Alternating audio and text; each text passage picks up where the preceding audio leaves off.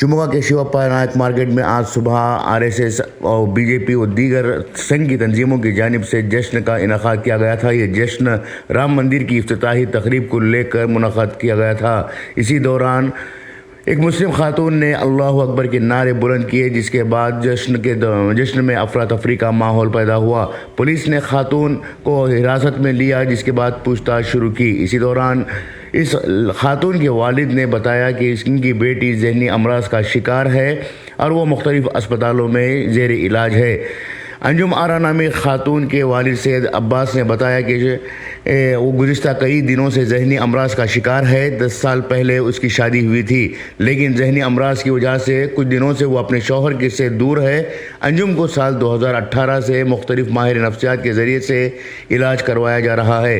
वो मुश्ताल मिजाज की है। आज सुबह भी वो घर में बताए बगैर ही चली गई थी। इस दौरान इसने ये हरकत अंजाम दी है। इस वाक़े के ताल्लुक़ से पुलिस ने इन्हें इत्तला दी तो इसके दस्तावेज़ात लेकर वो पुलिस थाने पहुँचे हैं।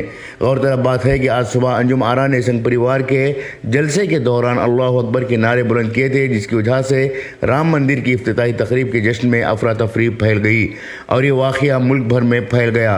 एक तरफ ज़हनी अमराज का शिकार अंजुम आरा की हरकतों से इसके वालिदैन परेशान हैं, तो दूसरी जानिब सोशल मीडिया पर इसकी वाहवाही की जा रही है और होशमंद लोग मजम्मत भी कर रहे हैं। कुछ भी हो, अंजुम आरा के नारे तकबीर ने बीजेपी व संघ परिवार के जलसे को तितर बितर कर दिया। ब्यूरो रिपोर्ट, इनकलाब न्यूज़, शिमोगा।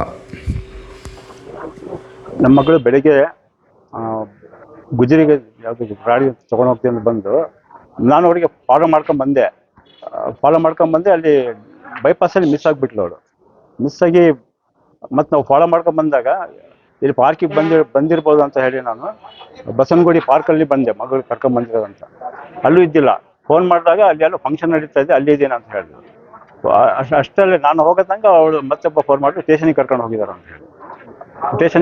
ಅಂತ ಹೇಳಿ ನಾನು ಯಾವುದಾದ್ರು ಕೋಟೆ ಪೊಲೀಸ್ ಸ್ಟೇಷನ್ ಹೋದೆ, ಅಲ್ಲೂ ಇದ್ದಿಲ್ಲ ಅವರು.